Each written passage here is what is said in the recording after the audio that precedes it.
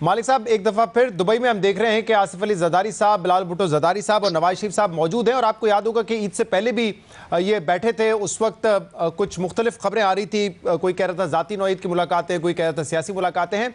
लेकिन अब आपको क्या लगता है, ये फाइनल राउंड है जिसमें तय किया जाएगा कि असम्बलियाँ कब तहलील करनी है, कब इलेक्शन होने हैं और निगरान सेटअप क्या होगा? मेरा ख्याल है असेंबलीज तो डिसाइड कर ली हुई है इन्होंने शहजाद। अब तो निगरान सेटअप की बात चल रही है। निगरान सेटअप क्या होगा? आज बड़ी इंटरेस्टिंग खबर चली हुई है। अगर शहबाज राना ने ना चलाई होती, जिनकी मैं बहुत इज्जत करता हूँ, बड़े क्रेडिबल सीनियर जर्नलिस्ट हैं, तो शायद मैं उसको वैसे डिसमिस करता। लेकिन अगर उनको खबर मिली है तो इसमें बहुत सच्चाई होगी, होगा या नहीं वो तो नहीं। और वो है कि जी इसहाक डार साहब को केयर टेकर प्राइम मिनिस्टर बना दें और वो कॉन्टीन्यूटी है पॉलिसीज की। मेरा ख्याल है अगर वो रीजन है फिर तो फिर आप शहबाज साहब को बना दें, बिकॉज IMF प्रोग्राम तो उनकी वजह से कंटिन्यू हुआ था।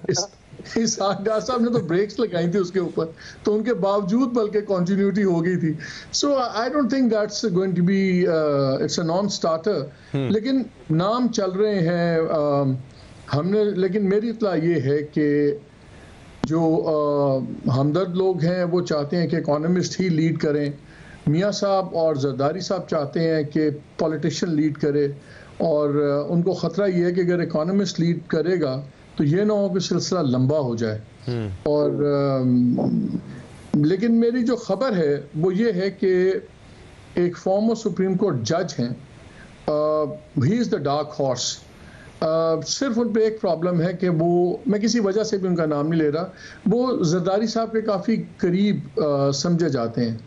तो आई एम श्योर कि वो भी डिस्कस हो रहा होगा और उनको एज अ कॉम्प्रोमाइज कैंडिडेट जो थर्ड पावर सेंटर है उनके लिए भी वो काबिल कबूल है एज अ कॉम्प्रोमाइज कैंडिडेट।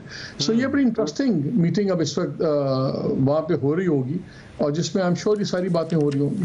तो जो आप बात बता रहे हैं वो तो बड़ी दिलचस्प इस हवाले से है कि सियासी पार्टीज चाहती हैं कि कोई सियासतदान हो जो कि निगरान वज़ीर आज़म बने। आप कह रहे हैं कि डार्क हॉर्स एक सुप्रीम कोर्ट के रिटायर्ड जज हैं। और फिर ये भी सोचा जा रहा है कि किसी इकोनॉमिस्ट को लाके बिठाया जाए, यानी कि all options are open as of now.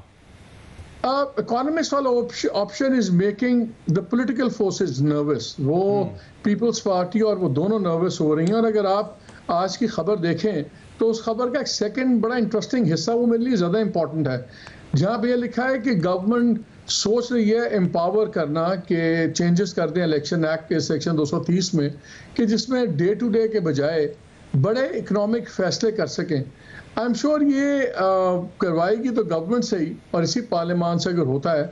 लेकिन आप ये सोचिए कि अगर एक इकोनॉमिस्ट हों और उनकी गवर्नमेंट के पास ये पावर्स भी आ जाएं बड़े फैसले करने की, इकोनॉमिक डिसीजंस लेने की, तो फिर किसी और के पास पावर हो प्रोलॉन्ग करवाने की, तो ये बड़ा मजेदार कॉम्बो बन सकता है। यानी आप ये कह रहे हैं कि अगर इलेक्शन एक्ट में तरमीम की जाए और एम्पावर किया जाए निगरान सेटअप को, तो फिर वो निगरान सेटअप 2 माह या 3 माह के लिए शायद ना हो, वो लंबे अरसे के लिए हो, ताकि अपने पावर्स को वो इस्तेमाल कर सके।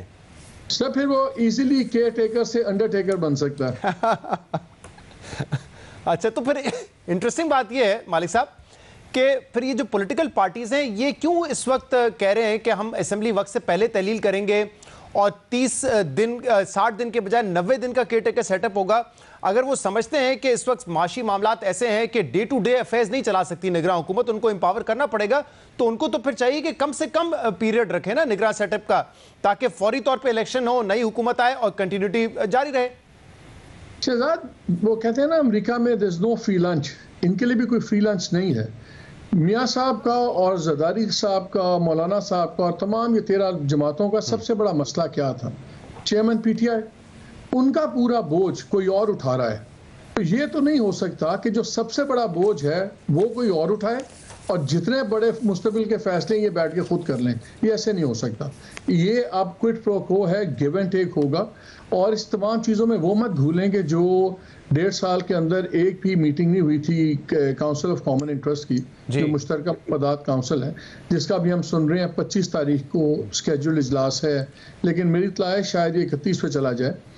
और उसके अंदर जो मेरी इत्तला है वो ये है कि ये एग्री इन्होंने कर लिया हुआ है कि हम नया सेंसस अप्रूव कर लेंगे, हम उसका नोटिफिकेशन नहीं निकालेंगे, लेकिन वो 8 दिन के बाद वैसे ही इन प्ले आ जाएगा।